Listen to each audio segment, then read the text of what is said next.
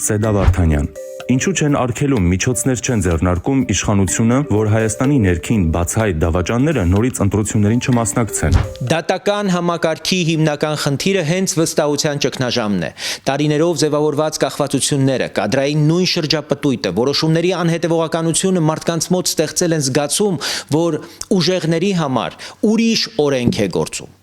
Այդ վակուումն էլ նախկիններին տալիս է հնարավորություն ոչ միայն չվախենալ, այլ նույնիսկ խոսել վերադառնալու մտադրության մասին։ Լուծումը մեկ բառով՝ վեթինգ, դատավորների ու դատախազների ազնվության եւ անկախության իրական ստուգում, գույքի եւ եկամուտների բացատրելիություն, շահերի բախում, վարքագիծ կարգապահական պատմություն։ Բայց օրենքով, հստակ չափանիշներով, անկախ հանձնաժողովով եւ բողոքարկման մեխանիզմով, որ սա չդառնա հաշվեհարդար։ Երբ դատական իշխանությունը մաքրվում եւ ուժեղանում է, ձեր նշած շրջանակի վերադառնալու հավանականությունը մնում է միայն աղմուկ, ոչ թե իրական ռիսկ մեր երկրի համար։